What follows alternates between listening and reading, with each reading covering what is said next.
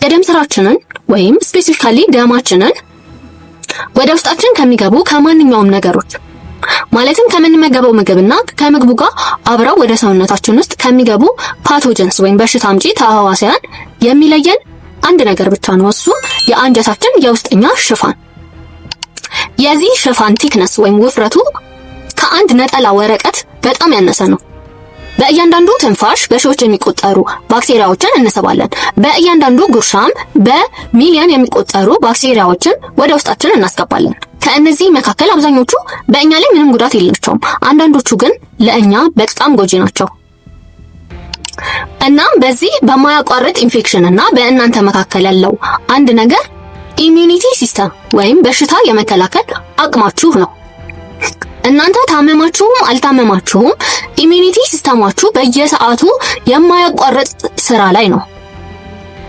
በዛሬው ቪዲዮ ይህንን ስርዓት በትክክል የሚያጠናክሩ ነገሮችን እንመለከታለን። ሰፕሊመንት አይደለም።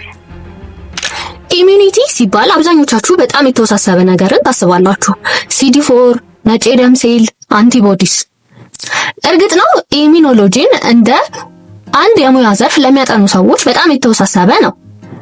ነገር ግን በሽታ የመከላከል አቅማችሁን ለመጨመር የሚያስችሏችሁ ነገሮች በጣም ጥቂት ዝርዝሮች ናቸው። አብዛኞቹ ደግሞ በነፃ ነው የሚገኙት። ሰላም፣ ዶክተር ጸባይ ነኝ። በሽታ እናንተ ላይ ከመከሰቱ በፊት አስቀድማችሁ ለመከላከል የምትጥሩ ሰዎች ከሆናችሁ ሰብስክራይብ በማድረግ ፋሚሊያችንን ጆይን አድርጉ።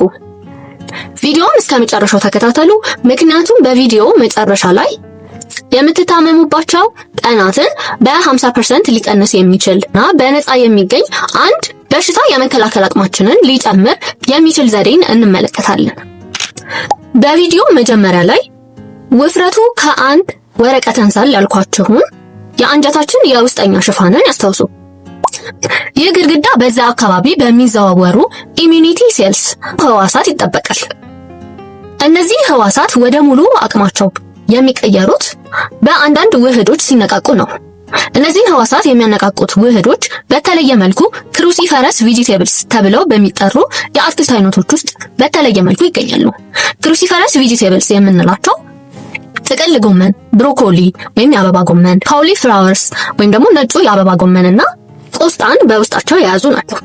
ስለዚህ እነዚህ አትክልቶች በአንጀታችን ግድግዳ ዙሪያ የሚገኘውን በሽታ የመከላከል አቅማችንን የሚያነቃቁ ቁልፎች ናቸው ማለት ነው። በአረንጓዴ ጎመን ላይ የተደረገ አንድ አስደናቂ ጥናት አለ። በዚህ ጥናት ላይ ተመራማሪዎቹ አንቲቦዲ የሚያመርቱ ነጭ ደም ሴሎችን ለአረንጓዴ ጎመን አጋለጧቸው።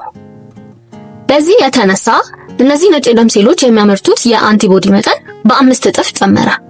በጣም የሚገርመው ደግሞ ጎመኑን ለ30 ደቂቃ ቢቀቅሉትም እንኳን ይህ ውጤት አልተቀየረም። እዚህ ጋር ግልጽ ለማድረግ ያህል የጥናት የተካሄደው በላቦራቶሪ ውስጥ በሚገኙ ህዋሳት ላይ ነው እንጂ ሰዎች ላይ አይደለም። ነገር ግን አመጋገባችንን ለመቀየር በዚህ ጥናት ላይ የተገኙት ውጤቶች በቂ ናቸው። እነዚህ አትክልቶች በአንጀትና በኢሚዩኒቲ ጥናቶች ላይ ሁሉ ጊዜ በከፍተኛ ደረጃ ይጠቀሳሉ። እንደገና በምትመገቡት ምግብና በደማችሁ መካከል ያለውን ያንን ከወረቀት ያነሰ ውፍረት ያለውን ወሰን ያስቡት። ክሩሲፈረስ ቬጂቴብልስ በዛ ግድግዳ ላይ ያለውን በሽታ የመከላከል አቅም በቀጥታ ማጠናከር ከሚችሉ ጥቂት ነገሮች መካከል አንዱ ነው። የእነዚህ ክሩሲፈረስ ቬጂቴብልስ ቤተሰብ የሆነው ጥቅል ጎመን በእኛ አመጋገብ ውስጥ በጣም የተለመደ ነው። አብዛኛውን ጊዜ ከድንችና ከካሮት ጋር አንድ ላይ በማብሰል እንዳልጫ እናቀርበዋለን። እዚህ ጋር አንድ መጨመር የምፈልገው ነገር ጥቅል ጎመንን በሳህናችን ላይ ከጎን የምናስቀምጠው ምግብ ሳይሆን የሳህናችን ዋነኛው አካል እንድታደርጉት ለማስታወስ ነው።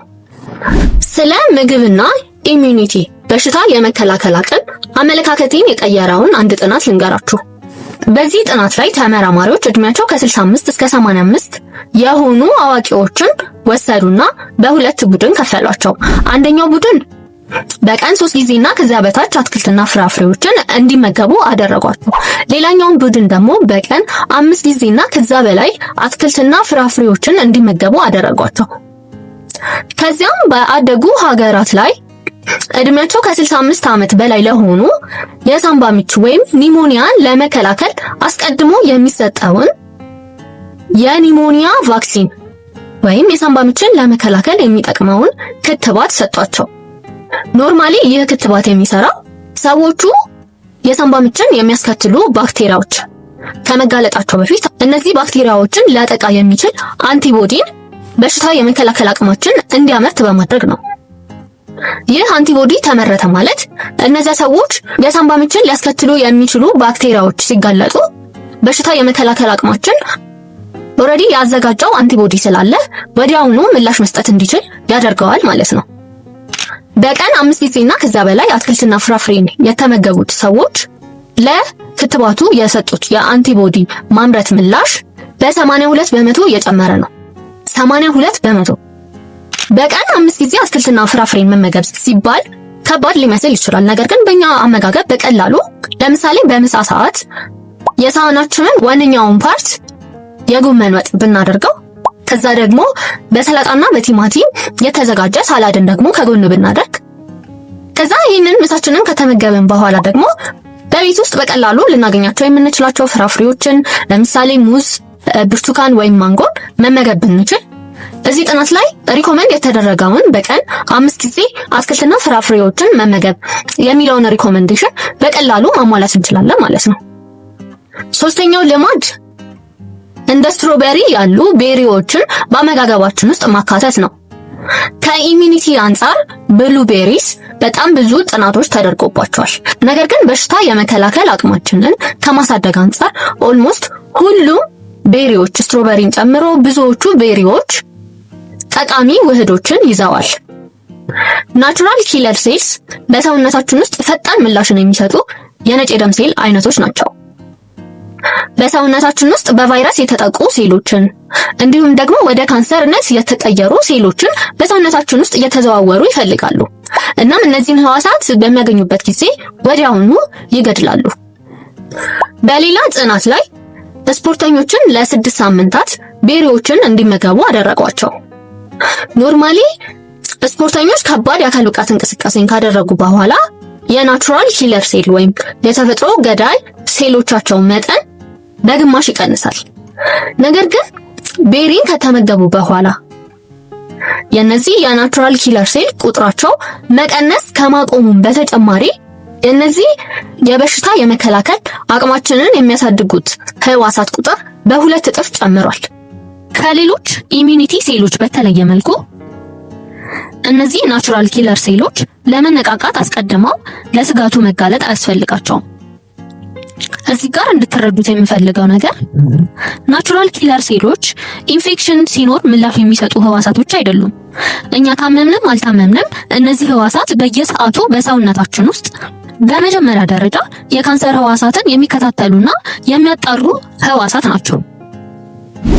በቪዲዮ መጀመሪያ ላይ ቃል የገባሁላችሁ የምንታመምባቸው ጊዜያትን በ50% ሊቀንስ የሚችል ቀላልና በነፃ የምናገኘው በሽታ የመከላከል አቅማችንን ሊያሳድግ የሚችለው ዘዴ መካከለኛ የአካል ብቃት እንቅስቃሴ ነው። ወደ 95% የሚሆነው ኢንፌክሽን የሚፈጠረው እርጥበት ባላቸው የሰውነታችን ክፍሎች ወይም ሙኮሳል ሰርፌስ ላይ ነው። እነዚህም አይን፣ አፍንጫ እንዲሁም ደግሞ አፋችን ላይ ሊሆን ይችላል። እነዚህ እርጥበት ያላቸው የሰውነታችን ክፍሎች IgA በተባሉ አንቲቦዲዎች ይጠበቃሉ። ብዙ ጥናቶች እንዳሳዩት ደግሞ የአካል ብቃት እንቅስቃሴ ማድረግ የእነዚህን አንቲቦዲዎች ቁጥር ይጨምራል። በሌላ ጥናት ላይ ምንም አይነት የአካል ብቃት እንቅስቃሴ የማያደርጉ በእድሜ የገፉ ሴቶች በመተንፈሻ አካላት ኢንፌክሽን የመያዝ ዕድላቸው 50% ነበረ። ከዚያ ግን በቀን ለ30 ደቂቃ ብቻ እንዲራመዱ ከተደረጉ በኋላ ይህንን ስጋት ወደ 20% ማውረድ ችለዋል። በቋሚነት መሮጥ የቻሉት ደግሞ ለዚህ ኢንፌክሽን የመጋለጥ ዕድላቸውን ወደ 8% መቀነስ ችለዋል።